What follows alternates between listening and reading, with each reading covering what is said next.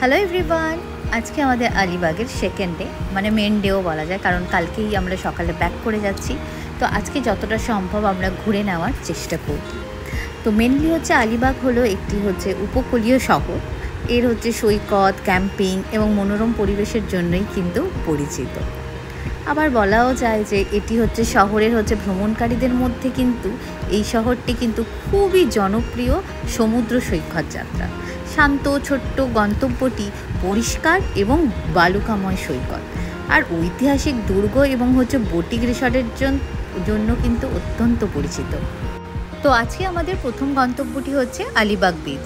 তো প্রথমেই পার্কিংয়ের জন্য 50 টাকা আমাদের কেটে নিয়েছে।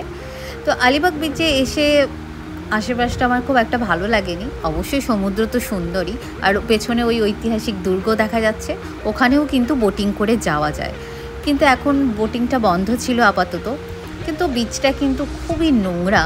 আসলে হয়তো জনপ্রিয় বলেই হয়তো এতটা নোংরা, কিন্তু একটু পরিষ্কার করে রাখলে হয়তো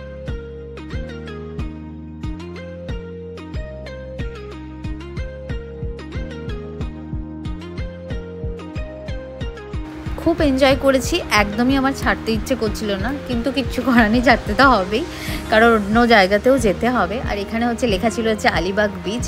কি সুন্দর কালারফুল ছিল, বেশ ফটো তুললাম, সেলফি তুললাম, বেশ মজাই লাগছিল। ভালো জিনিস হলো নারকেল গাছের সাথে সারিবদ্ধ সৈকতগুলি আরব সাগরের বিস্তীর্ণ বিস্তৃতি উপেক্ষা করে এটিকে শান্ত করার জন্য একটি উপযুক্ত জায়গা করে তোলে। অসাধারণ। আলিবাগে মেনলি কিন্তু ঘোরার জায়গা বিভিন্ন রকমের সমুদ্র সৈকত, আর সব থেকে ভালো লাগে এখানকার প্রকৃতি। এত সুন্দর সবুজে সবুজ আর নীল আকাশ।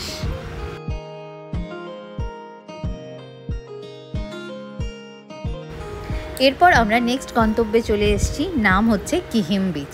এখানেও 40 টাকা পার্কিংয়ের জন্য নিয়েছে। বিচটা কিন্তু অসাধারণ অসাধারণ। আলিবাগের থেকে তো আমার এই বিচটাই সব থেকে ভালো লেগেছে। আমার মনে হয় আলিবাগে গেলেই মাস্ট কিহিম বিচে একবার যাওয়া উচিত। এখানে বসে এনজয় করার মতো জায়গা সত্যি।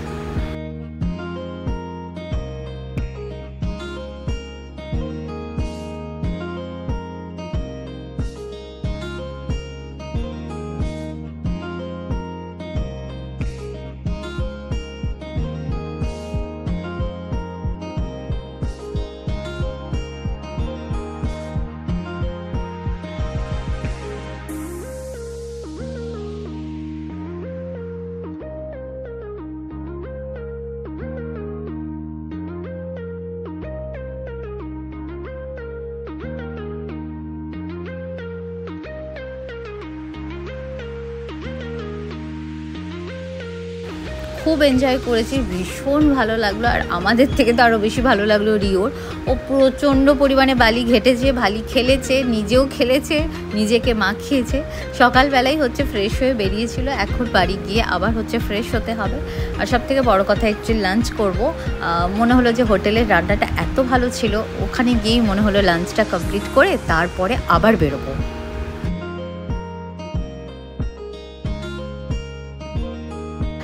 আজকে আমরা লাঞ্চে নিয়েছিলাম আলু ভেন্ডি ভাজা আর ডাল আর মাছের ঝোল ভাত। ব্যাস, মোটামুটি লাঞ্চ কমপ্লিট করেই আমরা বেরিয়ে যাব।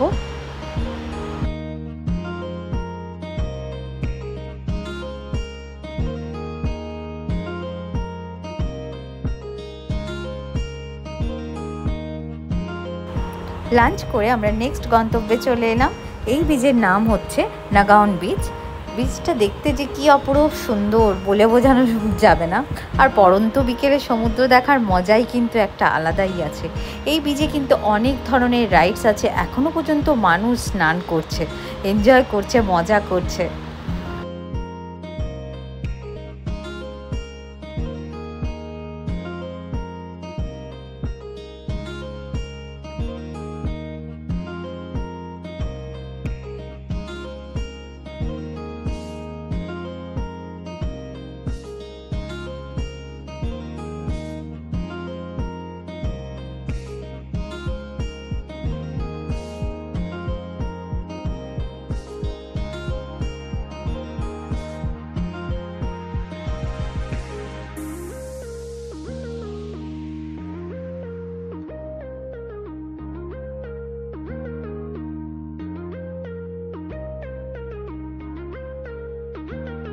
অনেক তো বিচে গেলাম, এবার ভাবলাম একটা পার্কে যাই। এখানে সার্কেল কানহজি সমাধি পার্ক আছে। পার্কটা ভীষণ সুন্দর, এখানে সমুদ্রের পাশে বসার জায়গা আছে, দোলনা, স্লিপ সব কিছুই আছে। তো কিছুক্ষণ আমরা এখানে এনজয় করে তারপরে লাস্ট ডেস্টিনেশনে আমরা চলে যাব। আমাদের একদম হোটেলের কাছেই মাত্র 500 মিটার দূরে ভারসোলি বিচে। সেই ভারসোলি বিচে কিছুক্ষণ টাইম কাটিয়ে তারপরে কিন্তু আমরা রুমে চলে যাব। রিও তো যেখানেই যাচ্ছে সেখানেই ওই স্যান্ড ক্যাসেলটা নিয়ে যাচ্ছে আর ওখানে খেলছে আর বালি করছে, আর আমরা বসছিলাম। এত সুন্দর লাগছিল আকাশটা। Bye bye.